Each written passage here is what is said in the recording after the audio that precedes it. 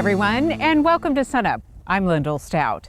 With our focus now on winter crops, we want to spend a few minutes today taking a look back at how summer crops fared.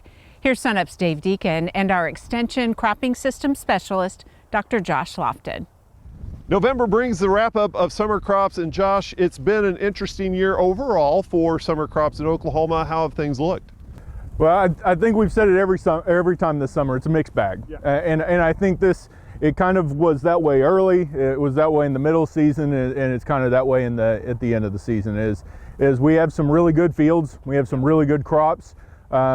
Just down the road, we have some really bad crops. Right. So I think it's kind of a mixed. Nothing did poor this year. You know, all of our crops did fairly well. Really, just depending on what mile marker you were on, whether it was good or not. Right. So mixed bag overall would be the general consensus of it, but a good mixed bag. Let's just go through some of the crops. How did corn look? How did sesame? How did some other ones work? Yeah, so corn was probably the Dr. Jekyll and Mr. Hyde of the year. Is that some of our real early corn did pretty good. The medium or the later planted corn had some issues, but had some good spots. And then some of the late corn, like we have here, this double crop, I've heard some good reports of those. And this field itself cut very well compared to its full season counterpart. So corn did fairly well. Soybean cut before the freeze, I think probably did better than most. Soybean after the freeze actually took the freeze a lot better than I thought it would, and I think that at least from the fields that I've seen, or because we were so dry beforehand, that we did lose some of our double crop yield due to just seed weight.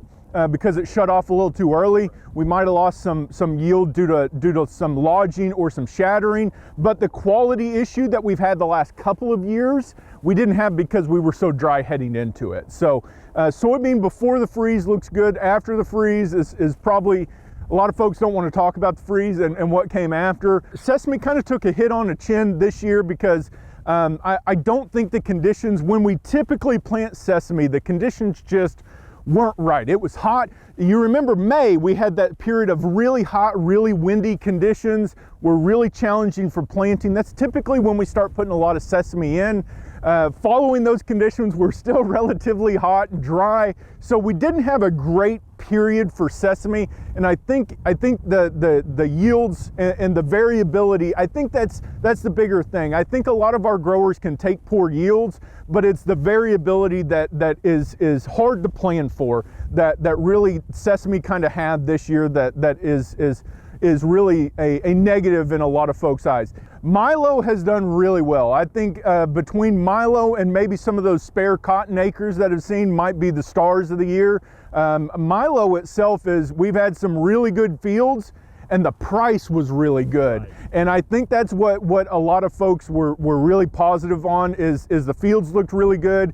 Where you got rain, and where we got good weed control, the Milo yielded very well, and the price at the back end was fairly positive.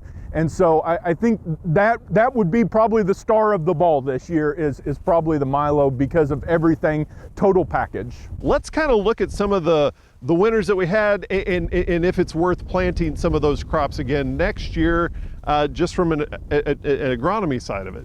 Yeah, so because of the prices we have, some of our bean prices are decent, our grain sorghum prices are decent. Corn is probably not as good as we'd like it to be, right. But I think all of the summer crops have a place right now. The one thing that concerns me is a lot of places have been dry and been dry for a prolonged period of time. We're talking some places down the Southwest and the Panhandle are working on 2 years being abnormally dry.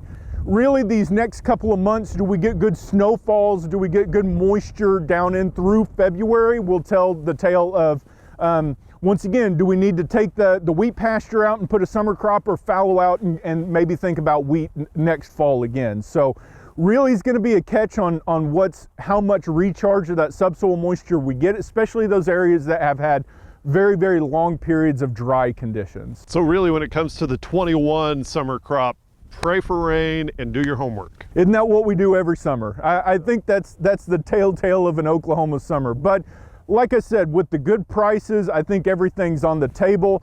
Really take a look at the beans and the Milo. Corn looks good. This double crop corn system is a good system. So even if you have wheat out there, maybe don't want to venture into the beans or the milo, consider that double crop corn. It looks pretty good. Okay, thank you very much, Dr. Josh Lofton, cropping systems specialist here at Oklahoma State University.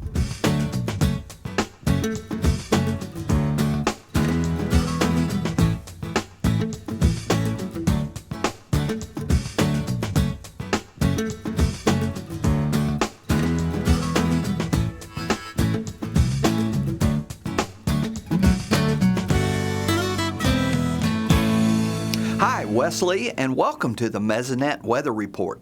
Precipitation is normally light this time of year, and we are quickly approaching what is usually the driest months of the calendar. That said, we usually get at least a few rain events. As you can see from looking at this map from the 17th of how long it's been since a Mesonet site has received a 1/4 inch of rain, for most of us it was the last massive ice storm.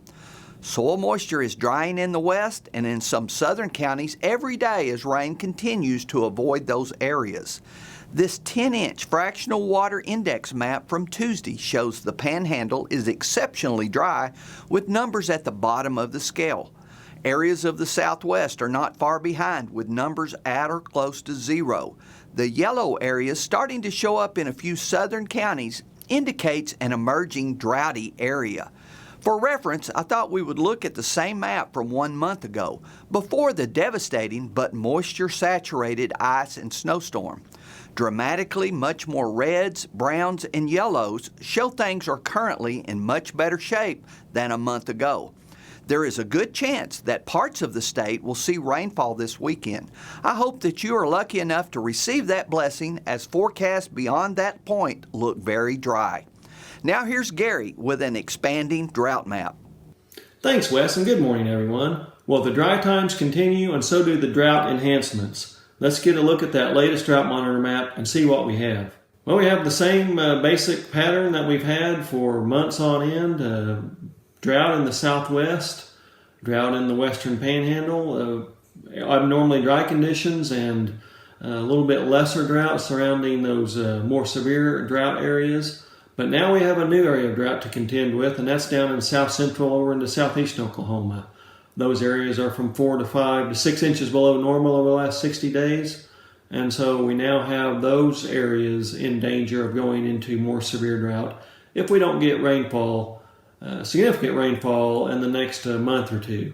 Now our 60-day rainfall still shows some pretty significant deficits. We do have across western Oklahoma, especially down in southwestern Oklahoma over the last 60 days, less than 2 inches of rainfall there in Harmon County, less than 3 inches down in south central Oklahoma where that new drought area has emerged. And then, of course, out in the western panhandle, they had less than an inch as well. The good areas, or at least the good rainfall, shows up from parts of central Oklahoma up over into east central and northeastern Oklahoma, with scattered areas in north central and southeast Oklahoma, with some good rains of 4 to 6 inches. Those deficits are really popping from south central over into southeastern Oklahoma, from 4 to as much as 7 inches below normal in those areas. And then we have a broader area from 1 to 3 inches below normal across much of the rest of the state, and that's where we get that current drought picture. So each additional storm, each additional bit of moisture helps keep that drought at bay or eliminate it, but we really do need some good rains or even snow across parts of the state to eliminate those new drought areas and maybe get us on the right track again. That's it for this time. We'll see you next time on the Mesonet Weather Report. Dr. Derrell Peel, our livestock marketing specialist, joins us now. Derrell, livestock markets have been on a bit of a roller coaster lately. What's the latest? Well, I tell you, it's been an interesting fall. You know, we were moving seasonally lower through October, and then we got the early winter storm the last week of October, which really put a pronounced low in the market that week. We actually had a number of auctions closed that week, and obviously people weren't moving cattle. And so then since then, of course, that storm did bring a lot of very timely and beneficial moisture. Our wheat pasture looks much better now, prospects, and so the market has reflected that, and we've seen sharp increases in feeder cattle prices, in particular these calf prices, in the past 2 weeks or so. Does that then translate to good news for cow-calf producers? It sure does. It seemed like cow-calf producers were kind of holding back in October. Auction volumes were down, and I think they were waiting to see if we might get a chance for some better market conditions. So we're sure seeing that now. This should provide an opportunity, and I expect to see pretty strong auction volumes here, kind of making up for those delays through the rest of November and into early December. How about the situation for stocker producers? Are we seeing similar good news? Well, for stocker producers, it's a little bit more of a mixed blessing, right? Because they're buying, in many cases, these calves for stockers. So the stocker budgets have been all over the place this fall, depending on exactly when you look at it. And I think that's kind of the watchword, is if you're in the market for stocker cattle, you really need to look at conditions right now, both on the front end in terms of the buy part of it, as well as the back end if you're using, say, March feeder cattle futures to give you an indication of the backside of this thing. Those markets have also been quite volatile. And so you really just have to look at it on a day-to-day basis almost, and sort of refigure it each time you take a look at it. Let's talk about beef demand. That's always part of the equation. What is that looking like now as we head toward the end of the year?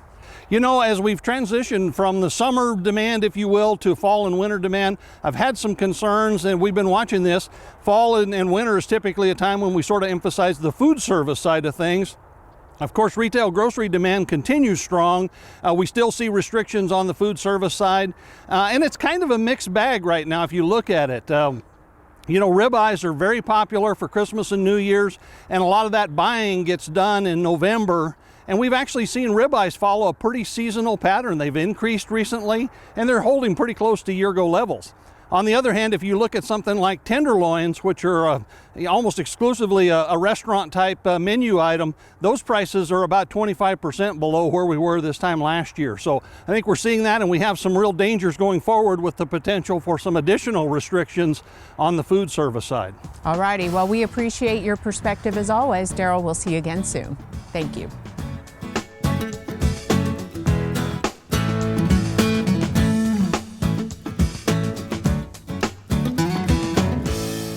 Many times previously on the Cow-Calf Corner, we've visited with you about that relationship between nutrition and reproduction in beef cows, and many times we talk about a change in body condition or an appropriate body condition score, say at calving time. I thought today we need to just review the body condition scoring system that's been used across the United States for a number of years to help better quantify the nutritional status of beef cows based on their fatness.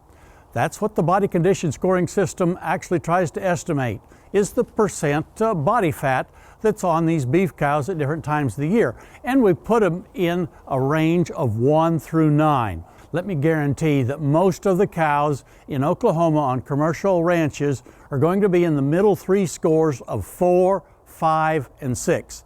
And that's what I want to show you today so that you can discern the differences. Where I look on a cow in order to determine body condition or how fat she is partially illustrated by this particular graphic. As we looked at these cows from the side, 2 main areas that I like to really study to determine body condition. The last half of the rib cage, how many ribs are easily identifiable laying up next to the hide with no fat in between the hide and the skeletal structure. That's one key area. The other is that right along the edge of the loin, right in front of the hook bone or the hip bone you might call it, those spinous processes, those vertebrae that if you would see them without the hide would be like big wide fingers pointing out towards you as you look at the cow from the side. If I can see more than 2 ribs on that cow as she is with her side pointed towards me, and if I can see the outline of those vertebrae along the edge of the loin in that area that we showed on that graphic, then I know that she's a body condition score 4 or less. This is an example of a 4 cow that gives you an idea of what a 4 looks like. Now, when that cow gets enough flesh to where I can only see the last 2 ribs and that area along the edge of the loin in front of that hook bone now becomes smooth, then we have this 5 body condition score cow that you see on the screen. Once we go and get enough flesh to where the rib cage just totally disappears because there's enough flesh between the skeletal structure and the hide, and that shelfy area where those spinous processes, those vertebrae, used to kind of point out towards us in those thin 4 and below cows, now that area is smooth just due to the fact that there's fat tissue between the hide and the bone. Now we've got a cow that's a 6 or perhaps even higher. So I think if you'll learn those 3 scores, 4, 5, and 6, and know the differences, then you can go a long ways towards knowing how to expect these cows to perform in terms of reproduction at different times of the year. I really hope that you'll go to the SUNUP website, sunup.okstate.edu. We'll put a link to an old fact sheet that'll really help you understand that a little bit better. And we're going to visit with you more about body condition scoring in beef cows on next week's Cow-Calf Corner.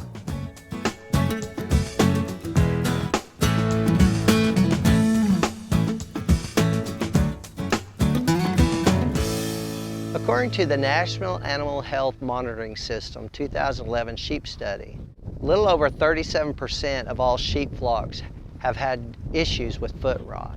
Of course, the first typical clinical sign that most producers are going to see is lameness. And there was a really interesting study done in England a few years ago about lameness in sheep flocks there. And there's some lessons that we might be able to learn from this particular study.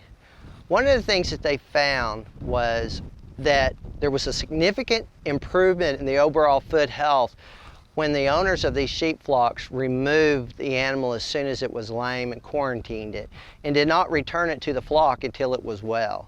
The second significant thing they found was that sheep that required more than 2 treatments per year, it was better to cull those sheep, and that improved the overall health of that flock. Other things that were associated with some improvement were prompt treatment. Getting those sheep treated within the first 3 days of the lameness was better for that flock. Another thing they found is that foot baths work in outbreaks. They may not be beneficial any other time, but when you have an outbreak of foot rot, using foot baths will improve the lameness in that herd. The last thing is really a hard concept for me to grasp, because when I was in school years ago, we were taught to be sure and trim the feet when we're treating these foot rots. But most of the information that's coming out now shows that there's not anything positive about trimming that feet, and in fact, it may have a negative impact. So one of the things we don't want to do is trim the feet of these sheep when we find one with foot rot. If you'd like some more information about foot rot and how to control it, go to sunup.okstate.edu. Over the past few weeks, commodity prices have been doing okay. Kim, is that something we see this time of year, or is it just been an anomaly in the markets? I think every year is an anomaly. We're in a world market right now, and so it's not what's going on locally, it's what's going on around the world.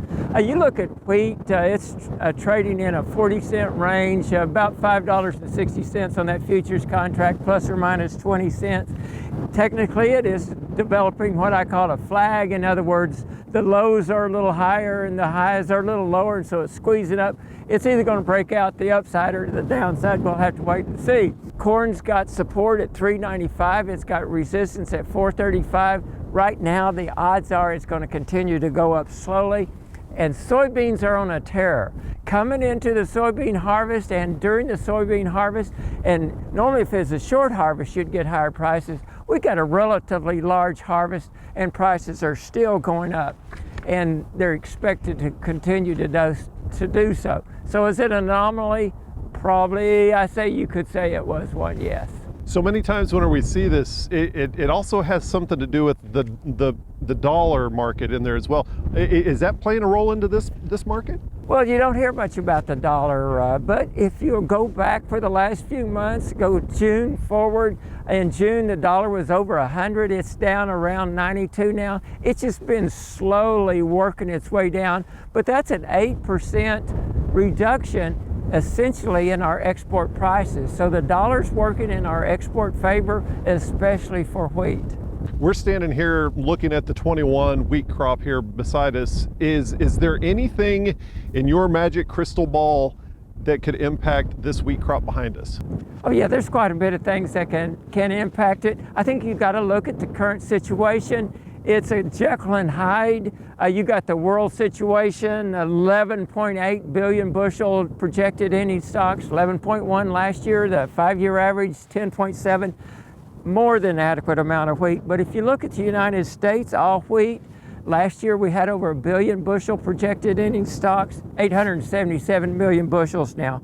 Hard red winter wheat last year, 506 million, 388 projected now. That's below the 5-year average for both all wheat and hard red winter wheat. Now you look at the Black Sea, last year 331 million bushel ending stocks, 459 next year, slightly higher. But remember, they got over 4 billion bushel crop coming out of the Black Sea, and 459 million is not, that's 10-11% stocks there, so not very much, and they're trying to build stocks. So what we got is we got tight, hard wheat, bread flour stocks, and the world reacted to that with higher prices. You talked about corn and soybeans in the open there. Is there anything that can disrupt those prices moving forward? Well, you look at corn moving up. You've got production coming up in South America later on. You've got Ukraine that is reported that they've pretty much exported or sold their wheat coming out of the Black Sea. So I think the corn stocks are remaining tight. Then you've got the hog situation in China. An increase of 26% hog production projected for this year. They're going to need corn, and it appears that they're short of corn and other grains. Okay, thank you very much, Dr. Kim Anderson, Grain Marketing Specialist here at Oklahoma State University. And now here's Dr. Amy Hagerman with information about the CFAP2 program. So December 11th is our CFAP2 deadline, Coronavirus Food Assistance Program. Remember, we had the first round that ended in September.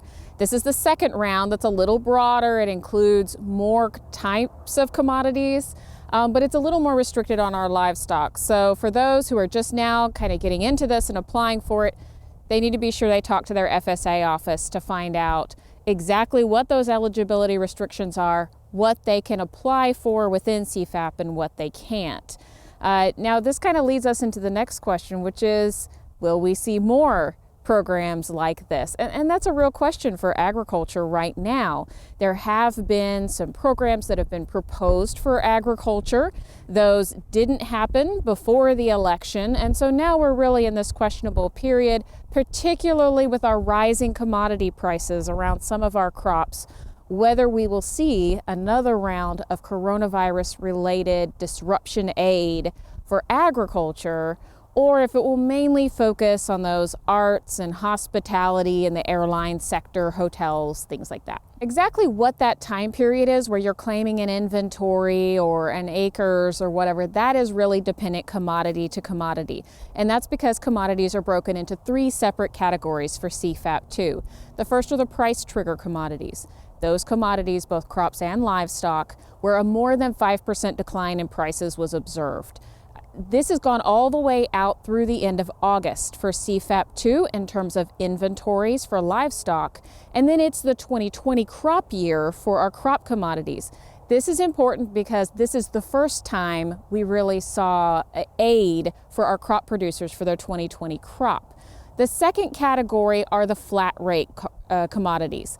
This includes commodities that don't have enough price information to determine if they had a 5% price decline or not, and that's a flat $15 per acre rate. The third is our sales commodities. These operate a little bit differently.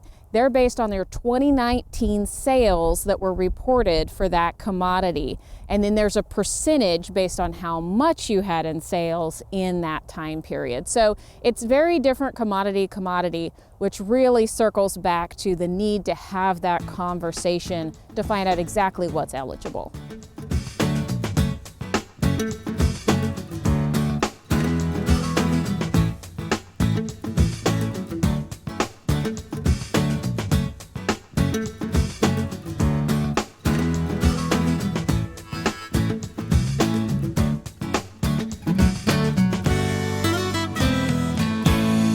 So as we enter into October and November, deer activity generally increases. And there's a couple reasons, but the primary one is that the rut is taking place. And this is the time of year when deer are breeding. And the bucks, the male deer, are actively chasing does and searching, and they'll often let their guard down and they become less wary.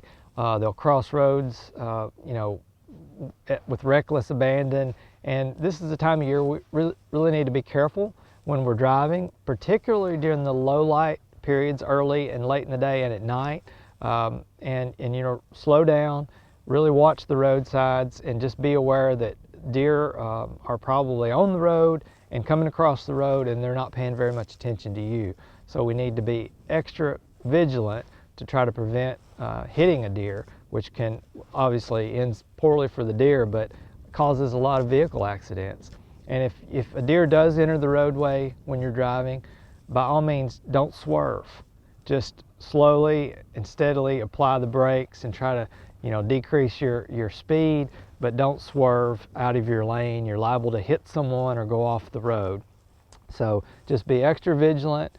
Try to minimize driving during the night, during the fall, and also, slow your speed down.